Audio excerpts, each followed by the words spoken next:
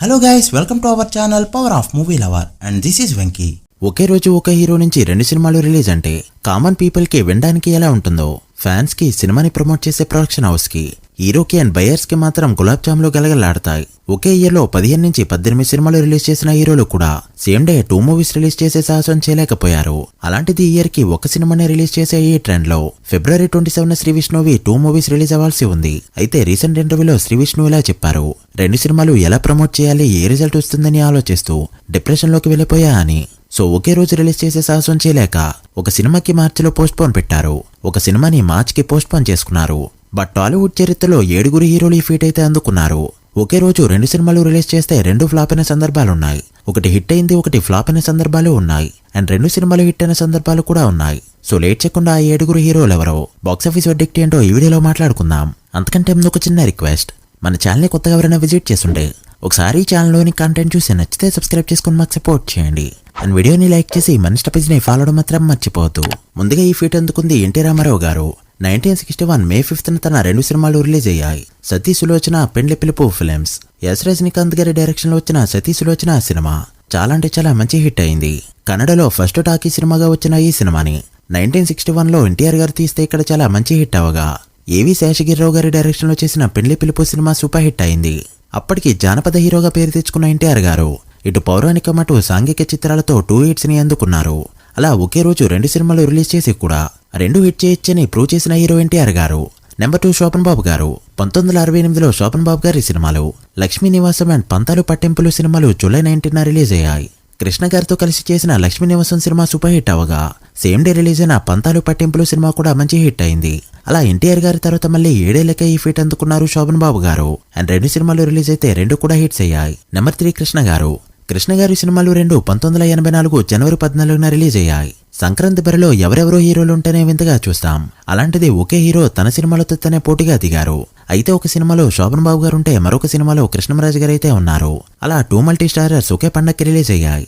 ఇందులో శోభన్ బాబు గారితో కలిసి చేసిన ఇద్దరు దొంగలు సినిమా ఓపెనింగ్స్ లో అదరగొట్టింది అండ్ ఓవరాల్ గా యావరేజ్ వరకు వెళ్ళింది.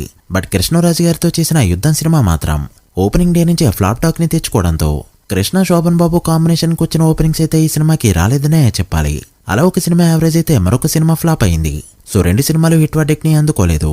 నెంబర్ 4 మెగాస్టార్ చిరంజీవి గారు. చిరంజీవి గారు ఈ ఫీట్ ని 2 టైమ్స్ అందుకున్నారు. మొదట 1980 సెప్టెంబర్ 19న కాళీ, తాతయ్య ప్రేమలీలలో అనే సినిమాలు రిలీజ్ అయ్యాయి.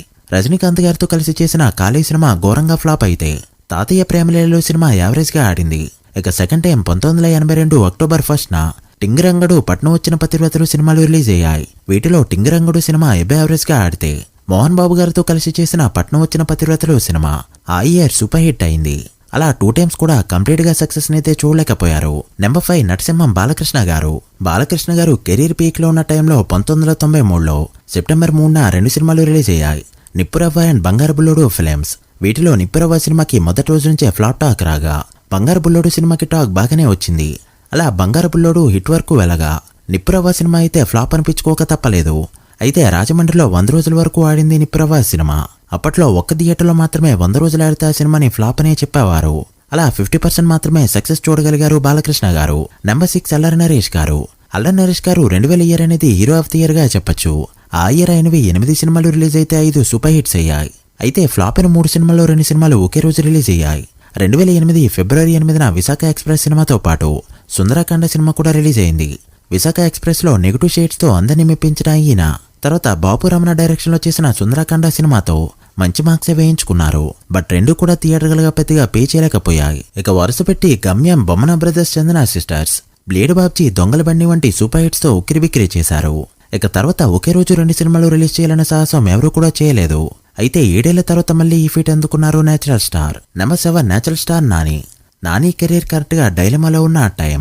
పైసా, ఆహా, కళ్యాణం తర్వాత గ్యాప్ అయితే చాలా వరకు తీసుకోగా, ఎవడే సుబ్రహ్మణ్యం, జెండపై కపిరాజు ఒకే రోజున 2015 మార్చి 21న రిలీజ్ అయ్యాయి. అయితే 2 సినిమాలు కూడా ఒక రకంగా మంచి టాక్ నే తెచ్చుకున్నాయని చెప్పొచ్చు. ఎవడే సుబ్రహ్మణ్యం ఏ సెంటర్స్ లో ఎక్సలెంట్ గా ఆడి సూపర్ హిట్ అయితే జెండాపై కపిరాజు బీసీ సెంటర్స్ లో అదరగొట్టింది. బట్ బీసీ సెంటర్స్ తో మాత్రమే హిట్ అవడం కష్టం కాబట్టి యావరేజ్ దగ్గర ఆగిపోయింది జెండాపై కపిరాజు సినిమా.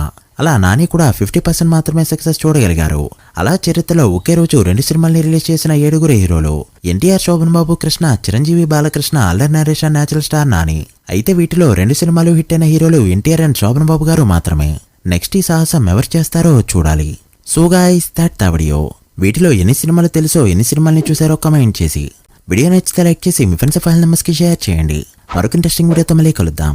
అప్పటి వరకు signing off, power of movie lover. Thank you.